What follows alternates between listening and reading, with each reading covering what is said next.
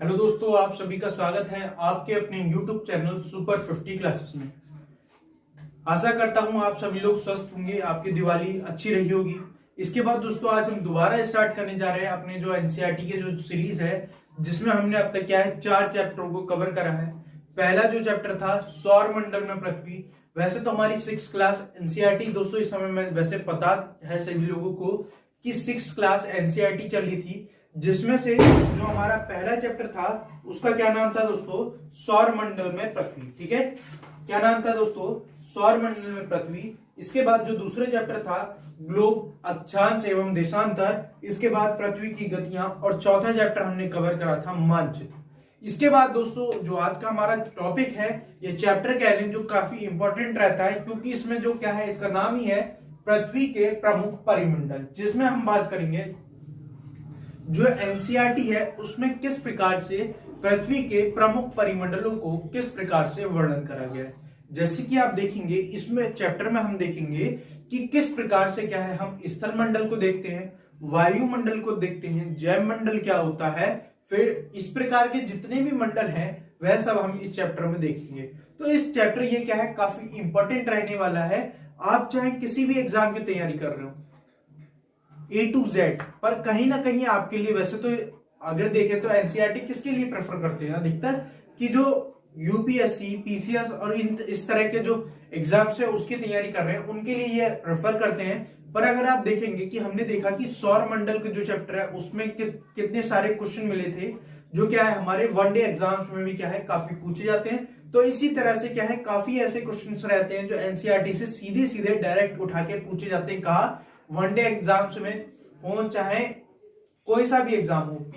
और अगर हम देखें तो यूपीएससी तो भैया उसके लिए तो पढ़ना कंपलसरी है, यूपीएससी पीसीएस इनके लिए तो पढ़ना कंपलसरी है। जिससे क्या होता है आपका जो बेस होता है, अगर आपने स्टार्टिंग करी है यूपीएससी या पीसीएस की प्रिपरेशन के लिए, तो आपका जो बेस है वह क्या कौन तैयार करता है, एनसीईआरटी क्या है तैयार करता है। उसी क्रम में हम क्या है एनसीईआरटी ज्योग्राफी क्लास 6 का चैप्टर नंबर 5 पृथ्वी के प्रमुख परिमंडल को आज हम यहाँ पर देखेंगे, जिसमें हम देखेंगे कि पूरा वायुमंडल है, ठीक है, इस प्रकार के भूमंडल हैं, यह किस प्रकार से वर्णित है, इन्हें हम यहाँ पर देखेंगे। तो सबसे पहले दोस्तों हम अपने चैप्टर को स्टार्ट करते हैं। जैसा कि आप सभी पहले अध्याय में पढ़ चुके होंगे कि पृथ्वी एकमात्र ऐसा ग्रह है जहां पर जीवन है। जैसे कि दोस्तों हम पहले चैप्टर में देख चुके हैं कि पृथ्वी को नीला ग्रह कहा जाता है। क्यों कहा जाता है, क्योंकि 1/3 अर्थात 1/3 भाग पर हम देखें, 2/3 भाग पर क्या पाया जाता है, लगभग 75% पर आप देखोगे कि क्या मिलता है, आपको जल देखने को मिलता है, जिसके कारण अगर हम इसे अंतरिक्ष से देखते हैं तो ये क्या है नीला दिखाई देता है। जल की उपस्थिति के कारण यहाँ पर क्या है जीवन संभव है, यहाँ पर वायुमंडल उपस्थित है, जिसके कारण हम क्या है श्वास ले पाते हैं, इसलिए इसे क्या कहा गया है, यहाँ पर ही क्या है जीवन उपस्थित है। मानव जहां जीवित रह सकता है क्योंकि जीवन के लिए आवश्यक तत्व भूमि, जल तथा हवा पृथ्वी पर मौजूद है। जैसा कि मैंने अभी कहा कि मानव कहां पर रह सकता है, जहां पर क्या हो भूमि उपस्थित हो, जल हो और हवा हो, एयर हो, ठीक है। इस प्रकार के जो उपकरण यहाँ पर देखने के लिए मिलते हैं वह यहाँ पर उपस्थित होते हैं। पृथ्वी की सतह ऐसी है जिसमें पर्यावरण के 3 महत्वपूर्ण घटक आपस में मिलते हैं तथा एक दूसरे को प्रभावित करते हैं। पृथ्वी का ठोस भाग जिस पर हम रहते हैं उसे भूमंडल कहते हैं।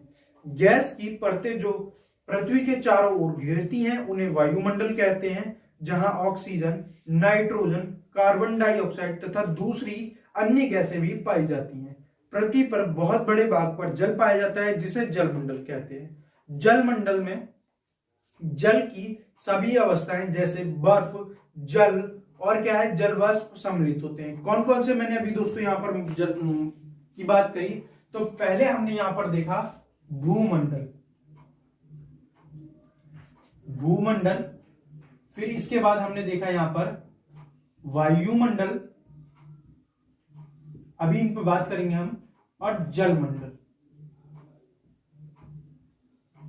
भूमंडल को इन्होंने क्या कहा है, भूमंडल के बारे में यहां पर इन्होंने वर्णन करा है कि जहां पर क्या है भूमि है उसे क्या कहा गया है, भूमंडल कहा गया है। क्या कहा गया, भूमंडल कहा गया। पृथ्वी के ठोस भाग जिस पर हम रहते हैं उसे क्या कहते हैं? भूमंडल कहते हैं। क्या कहते हैं? भूमंडल कहते हैं। गैस की परतें पृथ्वी के पृथ्वी को चारों ओर से घेरी हुई है और जिसे क्या कह देते हैं? वायुमंडल कहते हैं। जो पृथ्वी है उसे क्या कह दिया हमने? भूमंडल का पार्ट कह दिया। किसका पार्ट कह दिया? भूमंडल का। इसके चारों तरफ जो परतें हैं, जो हम देखते हैं कि वायु की जो लेयर मिलती है, उन्हें क्या कह दिया हमने? वायुमंडल कह दिया। और जलमंडल में क्या सम्मिलित करा? जो पृथ्वी पर जो जल उपस्थित है, चाहे वह जल की अवस्था में हो, बर्फ की अवस्था में हो, ठीक है, या अर्थात हम कह सकते हैं ठोस हो, द्रव हो या गैस हो, किसी भी अवस्था में हो, वह क्या हो जाएगा? जल मंडल का पार्ट रहेगा। चाहे वह जलवाष्प हो, क्या देखेंगे? जलवाष्प, ठीक है, बर्फ और जल, ठीक है, इन सभी क्या आता है? जल मंडल के अंतर्गत आते हैं। यह इन्होंने यहां पर बताया है, ठीक है। ये क्या था? इसका इंट्रो था, भूमंडल। अब यहां पर अगला जो सबसे इंपॉर्टेंट पॉइंट है वह क्या है? भूमंडल के बारे में यहां पर हम डिस्कशन करेंगे। तो भूमंडल क्या है? पृथ्वी के ठोस भाग को क्या कहते हैं? भूमंडल कहा जाता है। पृथ्वी का जो हमने पहले ही देखा कि पृथ्वी का जो ठोस भाग है जिस पर हम रहते हैं उसे क्या कह दिया जाता है? भूमंडल कहा जाता है, ठीक है। तो ये आपके लिए याद रखना है। यह भूपर्पटी के चट्टानों तथा मिट्टी की पतली परतों से बना होता है जिस पर जीवन के लिए पोषक तत्व पाए जाते हैं। ये क्या है? भूपर्पटीय चट्टानों। ये क्या है? प्रमुख चट्टानों से मिलकर बना होता है। जो ये पृथ्वी है ये क्या है? चट्टानों से मिलकर बनी है जिसपे मिट्टी की पतली परतें पाई जाती हैं जिस पर जीवों के लिए पोषक तत्व पाए जाते हैं। पृथ्वी की सतह को मुख्यतः दो भागों में बांटा जाता है। बड़े स्थलीय भूभाग को महाद्वीप के नाम से जाना जाता है और बड़े जलाशय को महासागरीय बेसिन के नाम से जाना जाता है। जो क्या है? हम देखते हैं कि क्या है? महाद्वीप है, ठीक है, महाद्वीप है, उन्हें किस नाम से जाना जाता है? ठीक है, पृथ्वी के जो भूभाग है उसे दो भागों में हमने बांट लिया। एक महाद्वीप हो गया और क्या हो गया? महासागरीय बेसिन। इन दो भागों में क्या है? बांटा गया है यहां पर पृथ्वी को। तो ये आपके लिए याद रखना है, ठीक है। समुद्र जल का तल सभी जगह समान होता है। स्थल की ऊंचाई को समुद्र तल से मापा जाता है। जो समुद्र का जो लेवल अगर हम देखें तो सभी जगह, चाहे हम इंडिया में रहें, अमेरिका में रहें, ठीक है, किसी भी कंट्री में रहें, ठीक है, वहां अगर हम देखें तो जो वाटर लेवल है किसका? समुद्र का जो तल है वह क्या रहेगा? समान रहेगा। इसलिए जो स्थल की ऊंचाई नापते हैं वह कहां से नापते हैं? तो वह क्या है? समुद्र तल से नापते हैं, ठीक है। तो यह आपके लिए याद रखना है। इसके बाद यहां पर कहा है कि विश्व का सबसे ऊंचा शिखर कौन सा है? माउंट एवरेस्ट, समुद्र तल से 8844। यहां पर सबसे ऊंचा जो क्या है, क्या बताया है? पर्वत चोटी कौन सी है? Mount Everest. कितनी है? 8848 मीटर क्या है इसकी हाइट है? किसकी? माउंट एवरेस्ट की। और सबसे इन्होंने बताया है कि विश्व का सबसे गहरा भाग प्रशांत महासागर के मैरियाना गर्त पर स्थित है जिसकी गहराई, ठीक है, 11,022 मीटर है, ठीक है। क्या है? प्रशांत महासागर में स्थित क्या है? मैरियाना गर्त। क्या है? मैरियाना गर्त क्या है? सबसे गहरी स्थान है जिसकी क्या है? 11,022 मीटर क्या है इसकी गहराई है। अगर हम इन दोनों को मिलाएं तो लगभग क्या आ जाता है? आप देखोगे तो ये क्या आ जाएगा कि लगभग 20 किलोमीटर का क्या आ जाता है? अंतर आ जाता है, ठीक है। क्या आ जाएगा? 20 किलोमीटर का अंतर आ जाता है। अगर आप देखेंगे इसे क्या हो गया? 8.8 हो गया और ये क्या हो गया? 11। 18 और 8 को मिलाओगे तो यहां पर क्या हो जाता है? 19 ठीक है, 19.8 समथिंग आ जाएगा। इसलिए इसे क्या कह दिया है हमने? लगभग लमसम में क्या ले लिया है यहां पर कि 20 किलोमीटर क्या है? दोनों का डिफरेंस कभी कभी एग्जामिनर यहां पर पूछ लेता है। महाद्वीप, पृथ्वी पर 7 महाद्वीप हैं। कौन कौन से महाद्वीप हैं? पृथ्वी पर 7 महाद्वीप देखने को लिए मिलते हैं। एशिया, यूरोप, अफ्रीका, उत्तर अमेरिका, दक्षिण अमेरिका, ऑस्ट्रेलिया और अटलांटिका, ठीक है। तो ये क्या है? 7 महाद्वीप हैं, ठीक है। इनके नाम भी आपके लिए याद रखने हैं। कौन कौन से हैं? देखो सबसे बड़ा कौन सा होता है? सबसे पहले नाम दिया है इन्होंने एशिया। एशिया के पास में ही कौन सा है? यूरोप। ठीक है, इसके बाद क्या है आप देखोगे? अमेरिका, दक्षिण अमेरिका,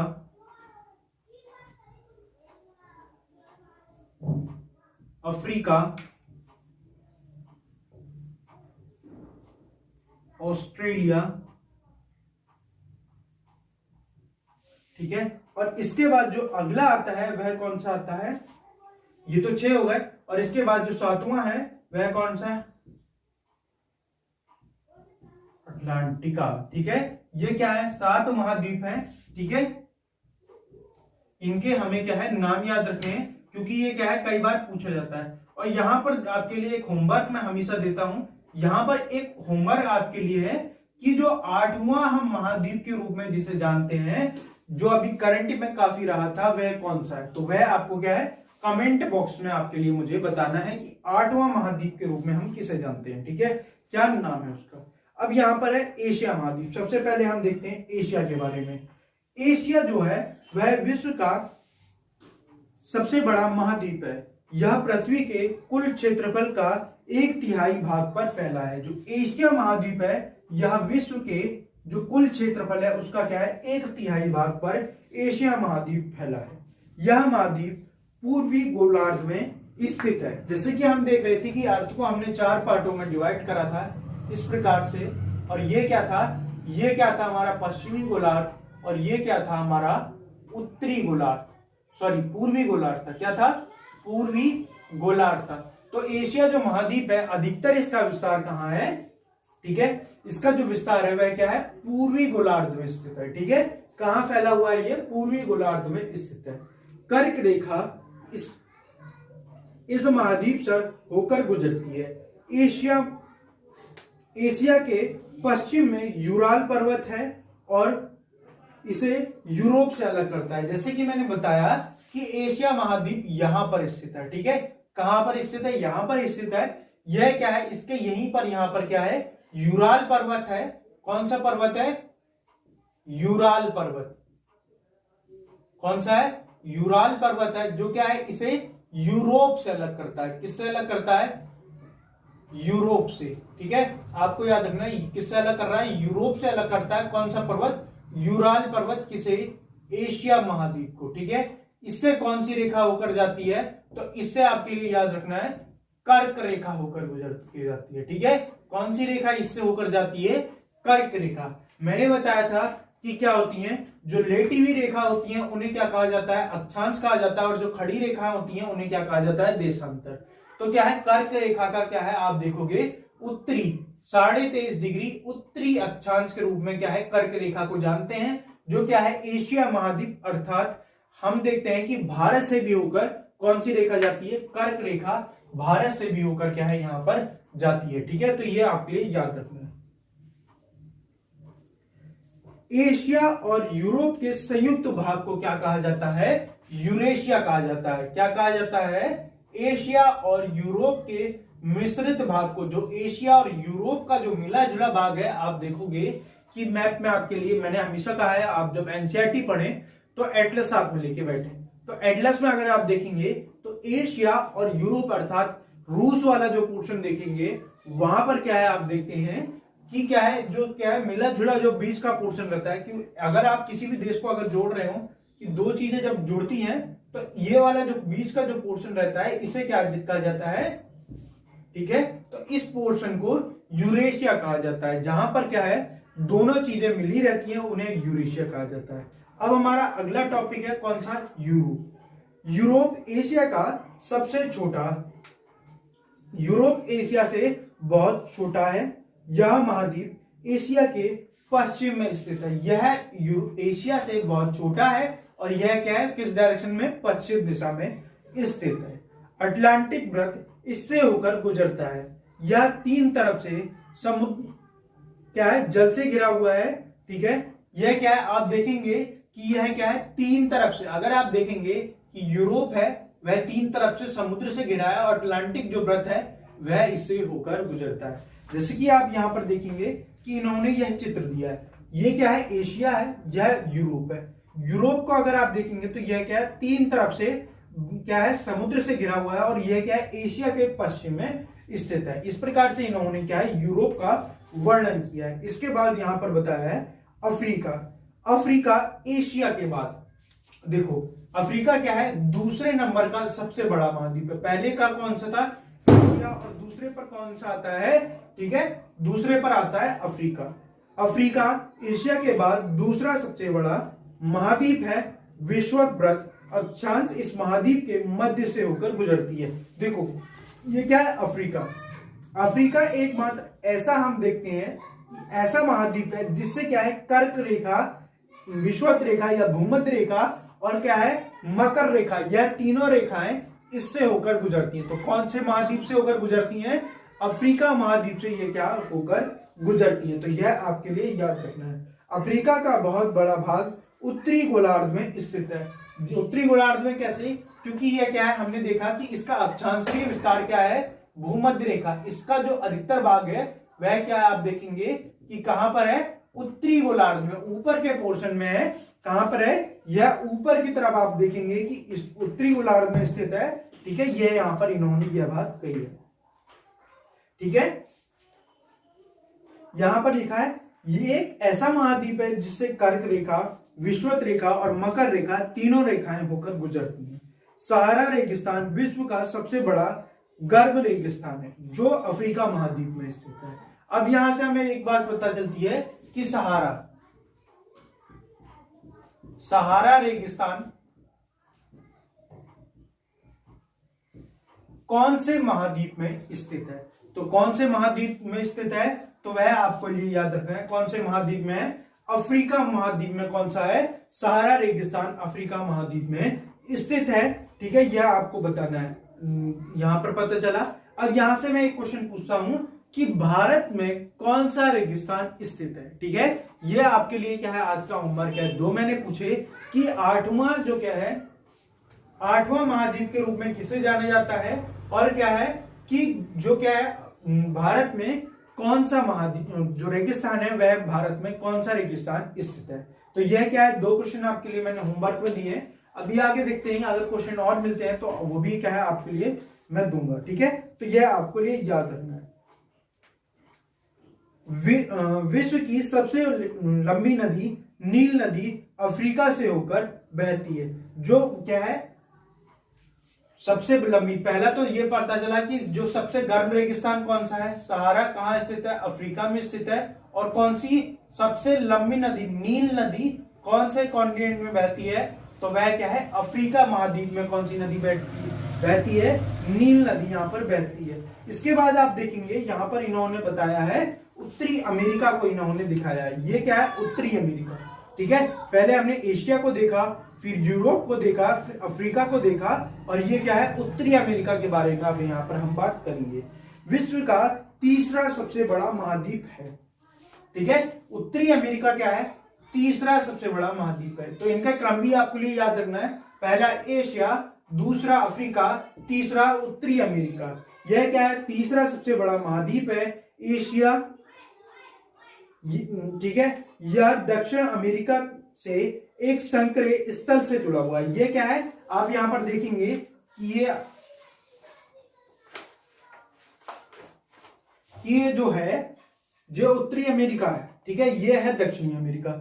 ये दोनों आपस में क्या है, एक सरकरे माध्यम के द्वारा, यहां पर आप देखेंगे कि ये क्या है, सरकरे माध्यम से जुड़ा हुआ है। ठीक है, इसलिए मैं हमेशा कहता हूं कि आप अपने पास एटलस लेके बैठें, ताकि क्या है, आपको आसानी से समझ में आ सके, जिसे पनामा जल संधि के नाम से भी जाना जाता है। ठीक है, जो ये सरकरा जो मैंने अभी भाग बताया आपको, उत्तरी अमेरिका और क्या है, दक्षिणी अमेरिका के मध्य, उसे क्या है, पनामा जल संधि कहा जाता है। ठीक है, यह महाद्वीप पूरी तरह से उत्तरी एवं पश्चिमी गोलार्ध में। अब ये क्या है, पहला तो ये क्या है, उत्तरी गोलार्ध में स्थित है, और क्या है, पश्चिमी गोलार्ध में। मतलब जैसे कि हमने देखा कि एशिया कहां पर स्थित था,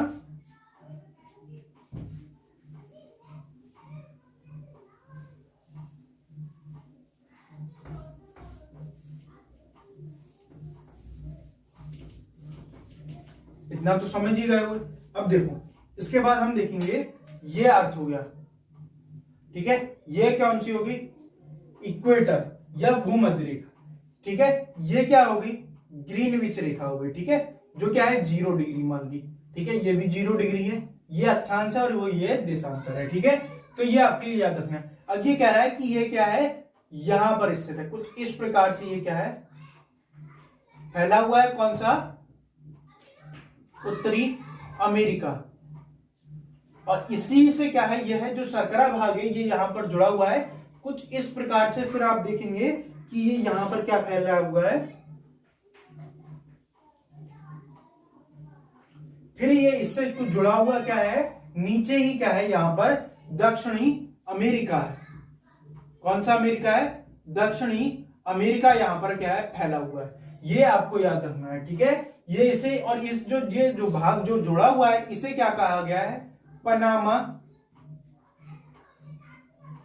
ठीक है। यह जो भाग जुड़ा हुआ है इसे क्या कहा गया है, पनामा जल संधि के नाम से इसे क्या है, जाना जाता है, ठीक है। तो यह आपको लिए याद रखना है। किसके बारे में, उत्तरी अमेरिका और दक्षिणी अमेरिका। यहां पर बताया कि उत्तरी अमेरिका क्या है, उत्तरी अमेरिका क्या है, पश्चिम और उत्तरी गोलार्ध में, उत्तर पश्चिमी गोलार्ध में। यह उत्तर है और ये क्या हो गया, पश्चिम। ये क्या है, उत्तर पश्चिमी गोलार्ध में स्थित है, कौन सा, उत्तरी अमेरिका, ठीक है। तो यह क्या है, आपके लिए याद रखना है, इतनी चीज याद रखनी है, ठीक है। ठीक है, इतना समझ गए कि कहां कैसे कैसे इसका विस्तार है, क्या क्या है। अब इसके बाद इन्होंने कहा है यह जो महाद्वीप है यह 3 महासागरों से घिरा है। क्या आप इन महासागरों के नाम बता सकते हैं, इन्होंने यह हमसे पूछा है। तो आपके लिए याद रखना है कि देखो यह देखो ये है, ठीक है, उत्तरी अमेरिका। तो ये क्या है, 3 महासागरों से किस प्रकार से घिरा हुआ है। पहले तो आप यहां पर देखेंगे कि पहला क्या हो गया, प्रशांत महासागर, ठीक है, ये हो गया प्रशांत महासागर। फिर ये क्या हो गया, अटलांटिक हो गया। फिर ये क्या हो गया, आर्कटिक। ये जो उत्तरी अमेरिका है यह क्या है, 3 महासागरों से घिरा हुआ है।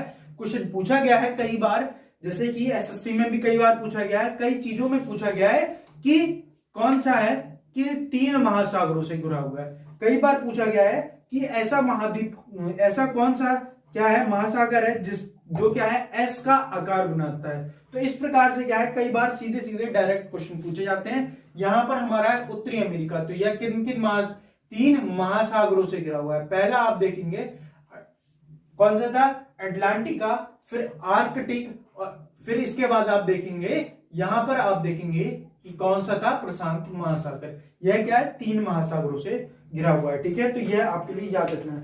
अब इसके बाद इन्होंने दिया है दक्षिण अमेरिका। क्या दिया है, दक्षिण अमेरिका।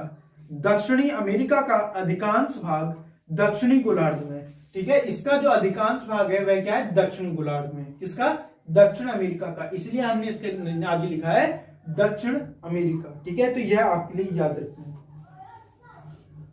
विश्व की सबसे लंबी पर्वत श्रृंखला एंडीज इसके उत्तर से दक्षिण की ओर फैली हुई है। जो इसके क्या है, जो एंडीज पर्वत श्रृंखला है वह क्या है, इसके उत्तर से लेकर दक्षिण तक फैली हुई है। तो एंडीज, यहां से हमें क्या मिला, एंडीज, क्या नाम मिला, एंडीज, जो क्या है विश्व की सबसे लंबी, ठीक है। हमें क्या है, विश्व की सबसे लंबी पता चला, ठीक है, सबसे लंबी पर्वत श्रृंखला, ठीक है, सबसे ऊंची पर्वत श्रृंखला, ठीक है, सबसे गहरी कौन सी है, खाई कौन सी है, वह भी हमें पता चला। तो ये क्या है, आपके लिए नोट रखना है कि कौन कौन सी चीज कहां से हमें मिल रही है, ठीक है। तो इसलिए फैली है। दक्षिण अमेरिका में विश्व की सबसे लंबी, सबसे बड़ी नदी अमेजन बहती है, ठीक है। तो यह आपके लिए याद रखना है। सबसे लंबी कौन सी थी, आपके लिए अलग अलग याद रखना है। सबसे लंबी कहां बह रही है, नील नदी अमेरिका में। और सबसे बड़ी कहां बह रही है, तो वह कहां बह रही है, दक्षिण अमेरिका में बह रही है, ठीक है। तो ये आपको याद रखना है। इतनी चीज समझ गए कि किस प्रकार से हमें क्वेश्चन को देखना है। अब यहां पर कौन सी बह रही है, अमेजन, और यहां पर कौन सी बह रही थी, अफ्रीका में नील, जो क्या है सबसे बड़ी है। और ये क्या है, ठीक है, तो ये आपके लिए याद रखना है कि दोनों में क्या अंतर है, कौन कहां बहती है, और इस प्रकार से आपके लिए याद रखना है। ठीक है, दोनों।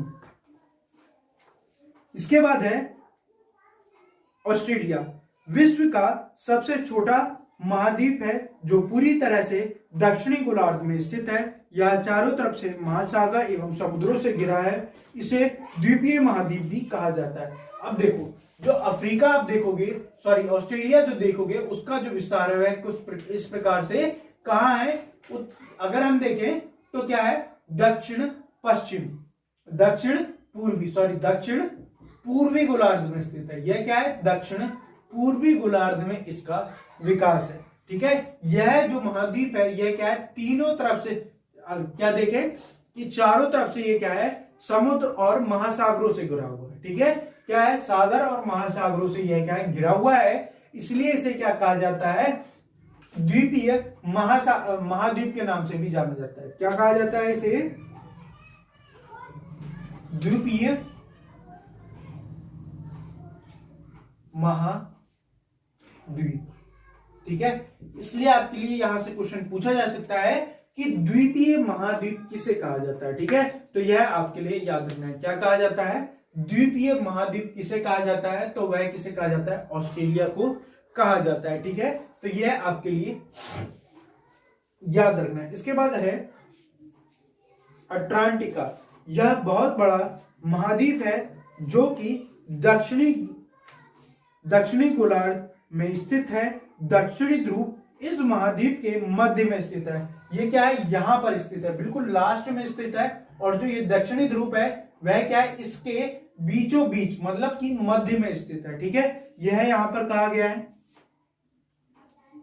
चूंकि यह दक्षिणी ध्रुव क्षेत्र में स्थित है, इसलिए यह हमेशा मोटी बर्फ की चादरों से ढका रहता है। यहां किसी भी प्रकार की स्थायी मानव निवास नहीं करते। बहुत से देशों के शोध केंद्र यहां पर स्थित हैं।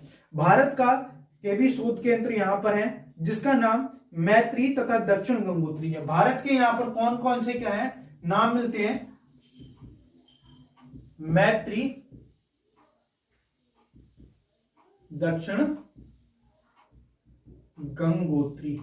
ठीक है, यहां पर क्या है, भारत के शोध केंद्र है। ठीक है, तो ये क्वेश्चन पूछा जा सकता है कि दक्षिण गंगोत्री कहां पर स्थित है, या क्या है, मैत्री जो क्या है शोध केंद्र है वह कहां पर स्थित है। तो इस प्रकार से क्या है क्वेश्चन पूछे जा सकते हैं। अब इसके बाद जो अगला हमारा जो मंडल है वह क्या है, जल मंडल है। क्या है, जल मंडल यहां पर है। ठीक है, तो जैसे कि हमने ये इस पूरे पार्ट में क्या देखा, भूमंडल को देखा। ठीक है, कि क्या देखा, भूमंडल को किस प्रकार से देखा, कि भूमंडल में सबसे इंपॉर्टेंट चीज हमने देखी कि क्या होता है, 7 महाद्वीप है। ठीक है, कौन कौन से महाद्वीप है, और करंट में मिलाकर देखें तो 8 महाद्वीप है। 8वें महाद्वीप की संख्या, ये मैंने आपसे क्वेश्चन पूछा है, किसे कहा गया है। ठीक है, अभी यहां पर अगर हम बुक के अकॉर्डिंग देखें तो 7 महाद्वीप दी है। ठीक है, 7 महाद्वीपों को देखा, इनके आकारों को देखा, कौन से सबसे ऊंची चोटी है, कौन सी सबसे गहरी खाई है। ठीक है, कौन सा महाद्वीप जो है वह किस प्रकार से स्थित है, किस महासागर से घिरा हुआ है, उसकी स्थिति क्या है, कौन सी सबसे लंबी नदी है, कौन सी चौड़ी है, इन चीजों को हमने यहाँ पर भूभाग में देखा। अब जो हमारा अगला टॉपिक है वह क्या है, जलमंडल। क्या है, जलमंडल। इतना समझ में आया। अभी से मैं रफ करने जा रहा हूं, जिससे क्या है हम जलमंडल जो हमारा टॉपिक है उसे भी हम क्या है आसानी से देख सके। ठीक है, इतना तो समझ में आ ही गया होगा। इसके बाद हम देखते हैं जलमंडल को। ठीक है, क्या है हमारा टॉपिक, जलमंडल।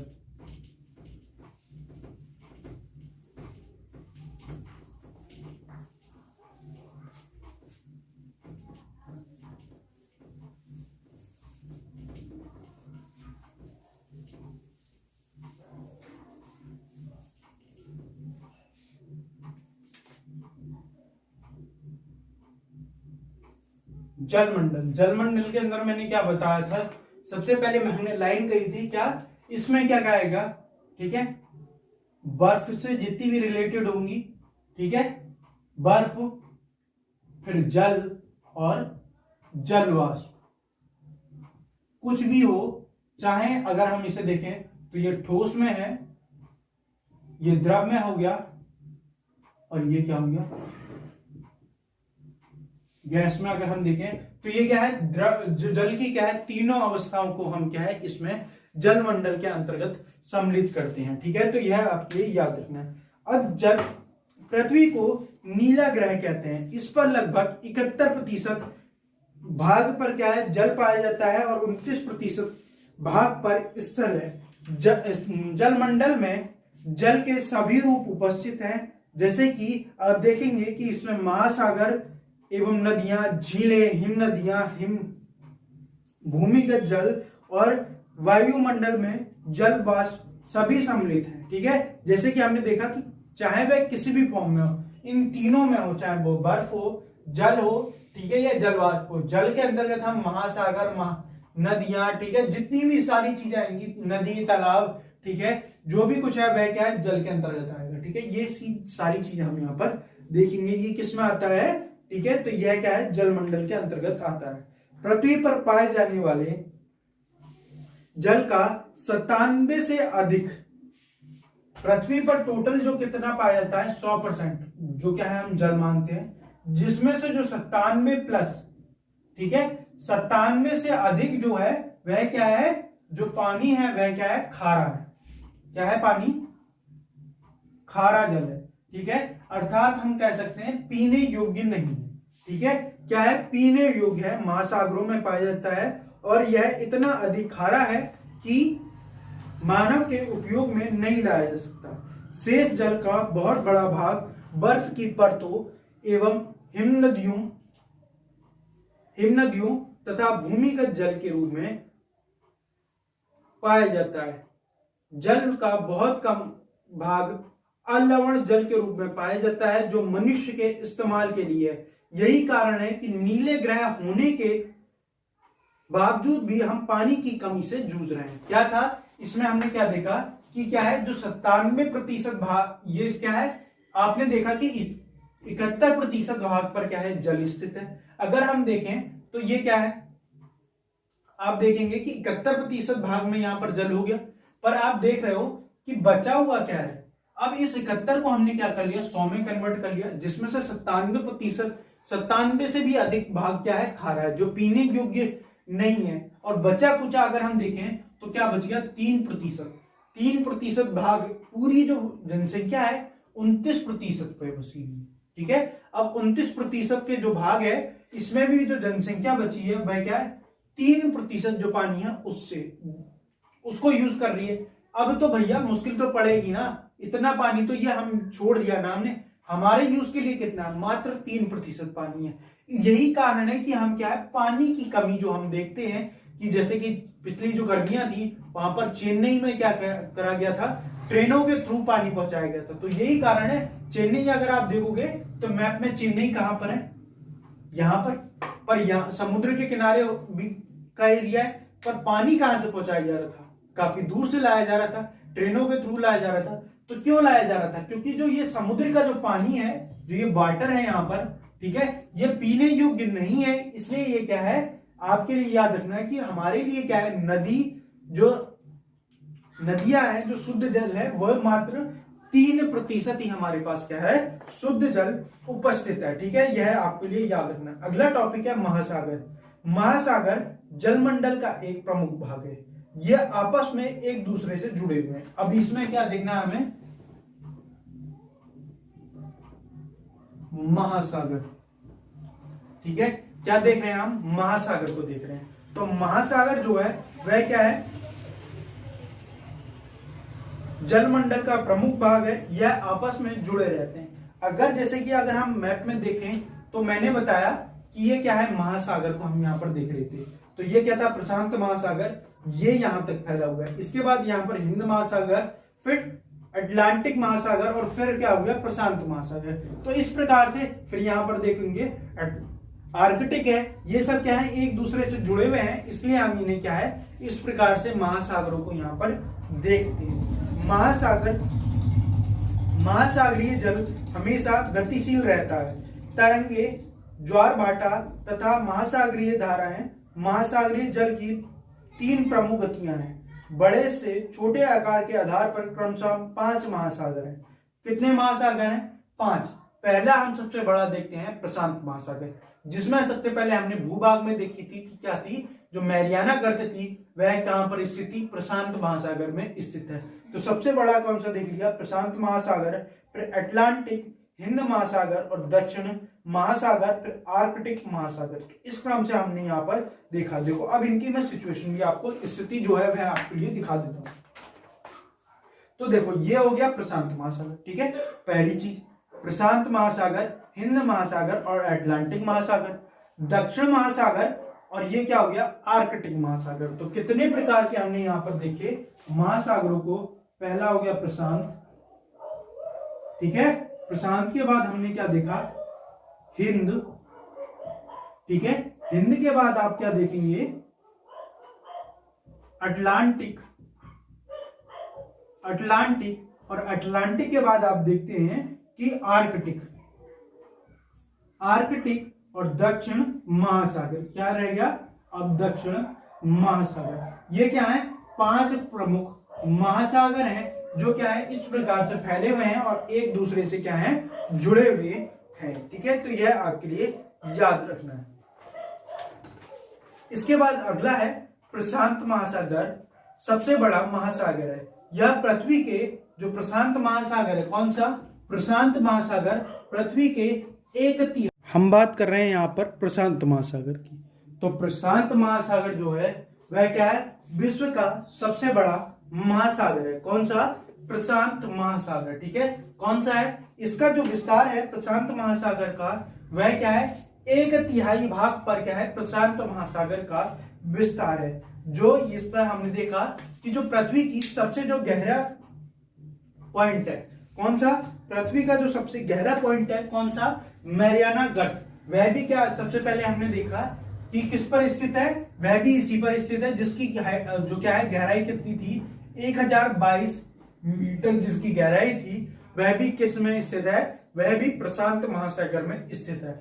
अगर हम देखें तो प्रशांत महासागर का जो क्या है आकार की अगर हम बात करें तो यह क्या है, वृत्ताकार है। प्रशांत महासागर का जो आकार है वह क्या है, लगभग वृत्ताकार है। अगर इसमें देखोगे तो प्रशांत महासागर ये क्या है, वृत्ताकार है। और इसके अगर महाद्वीप देखें तो इसका विस्तार किस प्रकार से है, इसके क्या है, अगर आप देखेंगे तो ये क्या है, उत्तर अमेरिका, दक्षिण अमेरिका, एशिया और क्या है, ऑस्ट्रेलिया, जो क्या है, जो महाद्वीप है इनके मध्य है क्या है, स्थित है, ठीक है। तो यह आपके लिए याद रखना है। इसके बाद अगला क्या है, अटलांटिक।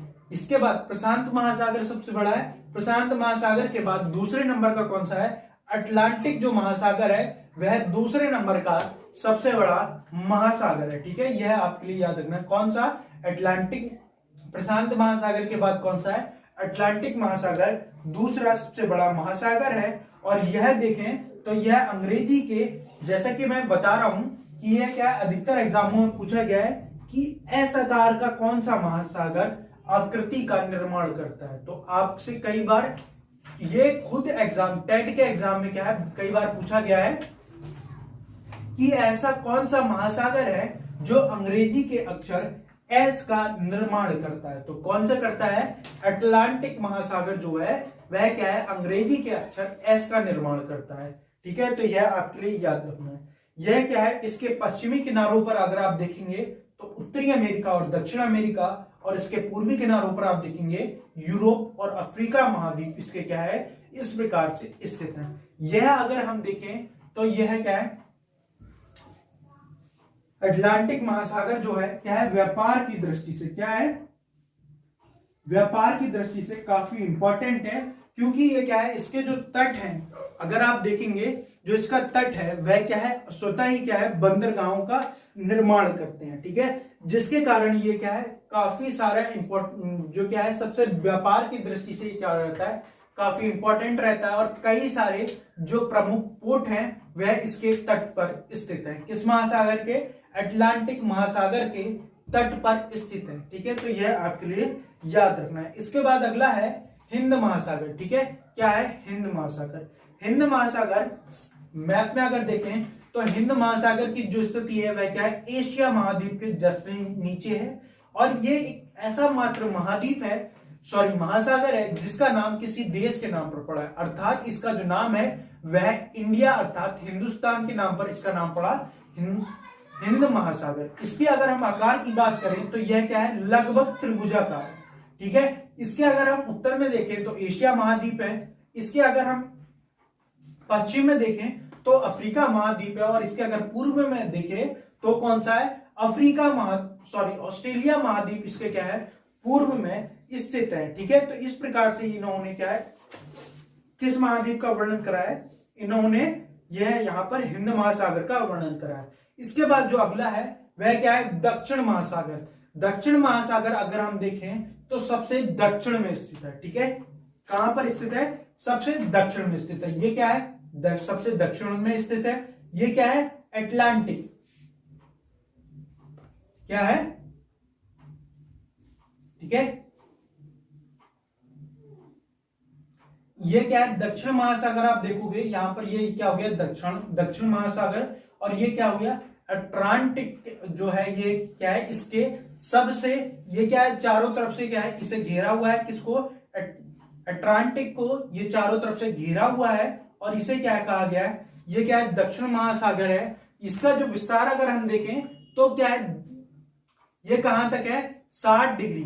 ठीक है, 60 डिग्री क्या है, दक्षिणी जो रेखा है, दक्षिणी अक्षांश है, वहां तक क्या है, इसका विस्तार हमें देखने के लिए मिलता है। ठीक है, तो यह आपके लिए याद रखना है। इसके बाद है आर्कटिक महासागर।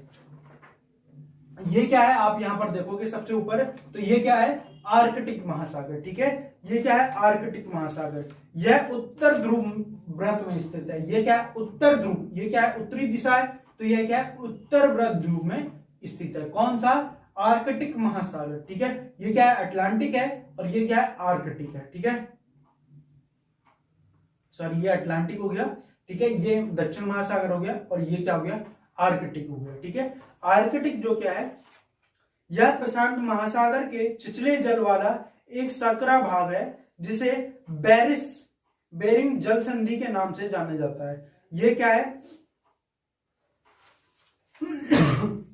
प्रशांत महासागर, ये प्रशांत महासागर है, इससे जुड़ा हुआ ये क्या है, एक भाग है, जिसे क्या है, हम बेरिंग जल संधि के नाम से भी क्या है, जानते हैं। ठीक है, यह क्या है, छिछला है। इसका अगर हम विस्तार देखें तो यह उत्तर अमेरिका से के उत्तरी तटों से यूरेशिया तक घिरा हुआ है। ठीक है, यह क्या है, उत्तरी अमेरिका से लेकर यूरेशिया, अर्थात जैसा कि मैंने बताया यूरोप और एशिया के बीच के पार्ट जो था यूरेशिया, वहां तक इसका क्या है, फैला हुआ है। इसके बाद जो अगला हमारा जो मंडल है, पहले हमने भूमंडल को देखा, फिर हमने जल मंडल को देखा, और इसके बाद हमारा जो अगला मंडल है वह कौन सा है, वायुमंडल है। ठीक है, कौन सा है, वायुमंडल, जिसमें हम जो हमारी वायु है, जो गैस है, कौन कौन सी गैसें पाई जाती हैं, उनके बारे में यहां पर हम देखेंगे। ठीक है, तो अगला जो हमारा टॉपिक है वह क्या है, जलमंडल के बाद वायुमंडल।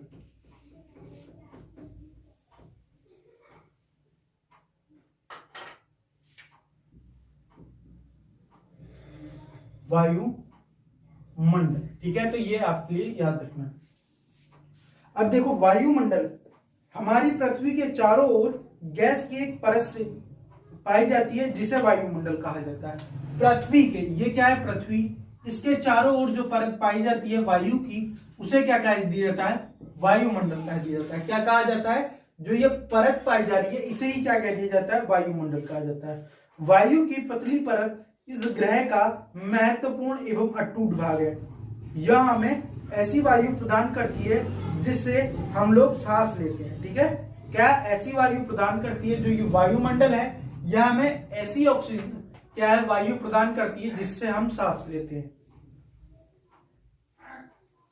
यह वायुमंडल हम लोगों को सूर्य की कुछ हानिकारक किरणों से भी क्या है, बचा कर रखता है।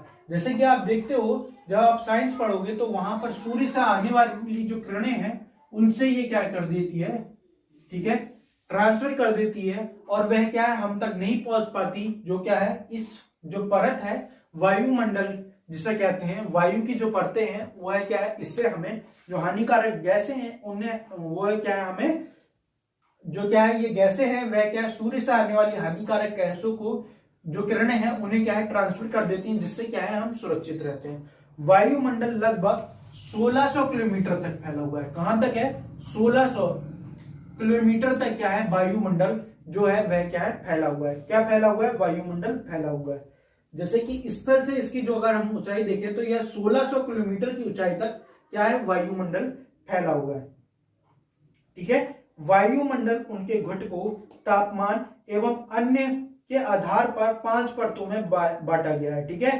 तो इनकी जो 5 परतें हैं ये क्या है कई बार पूछी जाती हैं। तो सबसे पहली जो परत देखी जाती है उसे क्या कहा जाता है?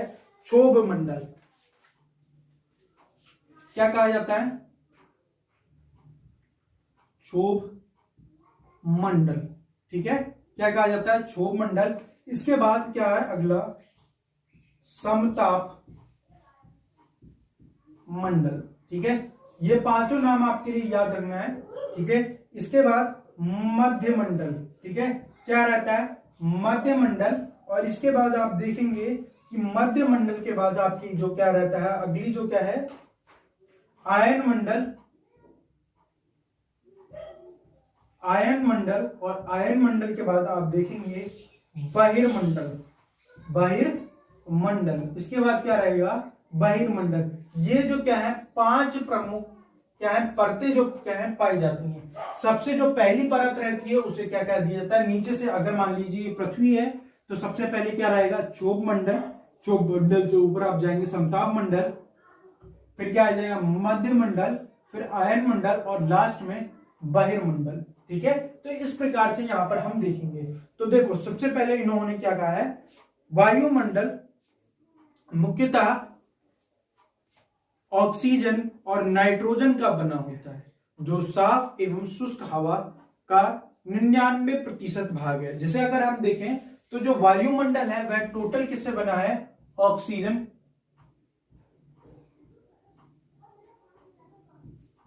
प्लस इन्होंने कहा है नाइट्रोजन। किससे बना है? नाइट्रोजन से। जो टोटल का कितना है अगर हम देखें वायुमंडल का 99% भाग है। आयतन के अनुसार नाइट्रोजन 78% का है। नाइट्रोजन क्या है? 78% है। और ऑक्सीजन लगभग क्या है? 21% यह है हमारे वायुमंडल में यह क्या है पाई जाती है। कार्बन डाइऑक्साइड, आर्गन इत्यादि गैस मात्र 1% है। ऑक्सीजन सांस लेने के लिए आवश्यक है, जबकि नाइट्रोजन प्राणियों में वृद्धि के लिए आवश्यक है। कार्बन डाइऑक्साइड यद्यपि बहुत कम मात्रा में है, लेकिन यह पृथ्वी के द्वारा छोड़ी गई ऊष्मा को अवशोषित करती है, जिससे पृथ्वी गर्म रहती है। वह पौधों की वृद्धि के लिए भी आवश्यक है। जैसे कि हमने देखा कि ये क्या है 99% हो गई।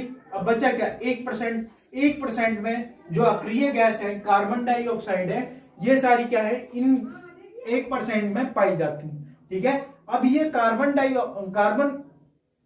ठीक है क्या है? कार्बन डाइऑक्साइड है। ये क्या करती है? ये जो पृथ्वी से निकलने वाला जो पॉल्यूशन रहता है उसे क्या है अवशोषित कर लेती है, और जिससे क्या रहता है पृथ्वी को गर्म बनाए रखने में मदद करती है। ठीक है। जिससे क्या रहता है कि पौधों में वृद्धि होती रहती है। ठीक है। ऊंचाई के साथ वायुमंडल में घनत्व में भी भिन्नता देखने के लिए मिलती है। यह घनत्व समुद्री तल पर सबसे अधिक होता है तथा जैसे जैसे हम ऊपर की ओर जाते हैं और तेजी के साथ घटता चला जाता है। जैसे कि आप क्या है जो सबसे ज्यादा अगर हम देखें तो वायु का घनत्व कहां पर पाया जाता है? समुद्र तल पर पाया जाता है। कहां पर पाया जाता है ये आपके लिए याद रखना है। सबसे ज्यादा जो साइंस से भी रिलेटेड है कि जो सबसे ज्यादा समुद्र तल, ये भी पूछा गया है, सबसे ज्यादा वायु का घनत्व कहां पर पाया जाता है? समुद्र तल पर। ऊपर जाने पर क्या होता है? ये डिक्रीज हो जाता है। क्या हो जाता है? डिक्रीज होने लगता है। क्या? वायु का घनत्व क्या होने लगता है? कम होने लगता है। जिसके कारण कई बार पूछा जाता है, अगर साइंस के जो स्टूडेंट होंगे वो उन्हें पता होगा कि क्या है अगर आप ऊपर जाएंगे तो क्या होगा कि जो खाना बनने का जो टाइम होता है वह क्या हो जाता है? बढ़ जाता है। ठीक है। क्या हो जाता है? खाना जो बनने का टाइम होता है, अगर आप पहाड़ों पर गए होंगे तो क्या होता है खाना जो बनने का जो टाइम हो जाता है वो क्या हो जाता है? बढ़ जाता है। ठीक है। और अगर आप ऊपर पहाड़ों पर पर्वतारोहित हवा के घनत्व की कमी के कारण सांस लेने में कठिनाई होती है। ऊंचाई पर सांस लेने के लिए उन्हें अपने साथ ऑक्सीजन सिलेंडर लेकर जाना पड़ता है। जैसे जैसे हम ऊपर की ओर जाते हैं तापमान भी घटता जाता है। वायुमंडल पृथ्वी पर दबाव डालता है या एक स्थान से दूसरे स्थान पर अलग अलग होते हैं। कुछ क्षेत्रों में अधिक दबाव महसूस होता है जबकि कुछ क्षेत्रों में कम। वायु उच्च दाब से निम्न दाब की ओर बहती है। गतिशील वायु को पवन कहते हैं। जो क्या होती है, एयर होती है। जैसे कि कोई भी चीज हुई, अगर आप किसी पे भी प्रेशर लगाओगे तो वह क्या है, अगर आपने कभी भी गुब्बारे को देखा होगा तो गुब्बारे को अगर आप प्रेशर लगाते हो, जैसे कि कुछ पोर्शन ऐसा रहता है जिसपे क्या है, हवा नहीं होती। जब आप प्रेशर लगाते हो तो क्या होता है, गुब्बारा दबाते तो हैं क्योंकि उच्च दाब से निम्न दाब की ओर जा रही है, मतलब कि हवा जो है वह उच्च दाब से निम्न दाब की ओर जा रही है। तो कैसे, जिसकी हमने गुब्बारा लिया, उस पर प्रेशर दबाया लगाया तो वो क्या हो जाती है, गुब्बारा दूसरी तरफ आगे के लिए बढ़ जाता है। तो यही प्रक्रिया क्या होती है, हवा के साथ होती है।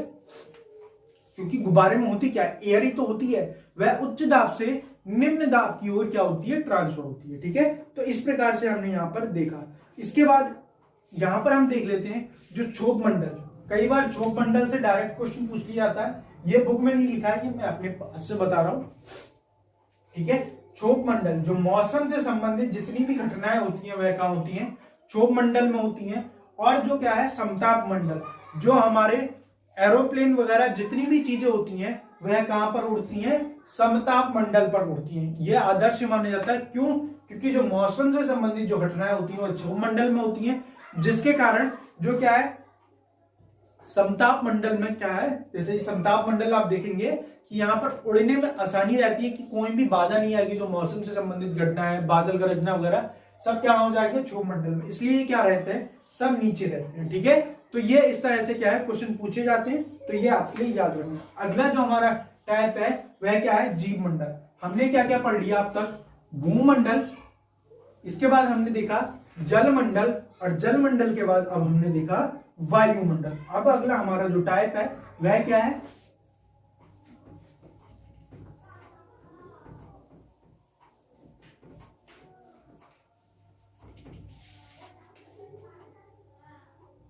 जीव मंडल। ठीक है, क्या हो गया, अगला क्या हो गया, जीव मंडल।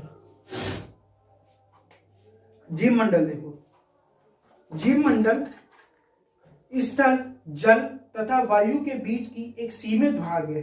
यह वह भाग है जहां पर जीवन मौजूद है, जहां जीवन की बहुत सी प्रजातियां हैं, जहां पर क्या है, जीवों की बहुत सारी प्रजातियां पाई जाती हैं, जो कि सूक्ष्म जीवों या बैक्टीरिया से लेकर बड़े स्तनधारियों के आकार में पाई जाती हैं। मनुष्य सहित सभी प्राणी जीवित रहने के लिए एक दूसरे से तथा जीव मंडल से जुड़े रहते हैं। जीव मंडल के प्राणियों को मुख्यतः दो भागों में बांटा जाता है। पहला जो भाग है उसे जंतु जगत तथा दूसरे को क्या है, पादप जगत में बांटते हैं।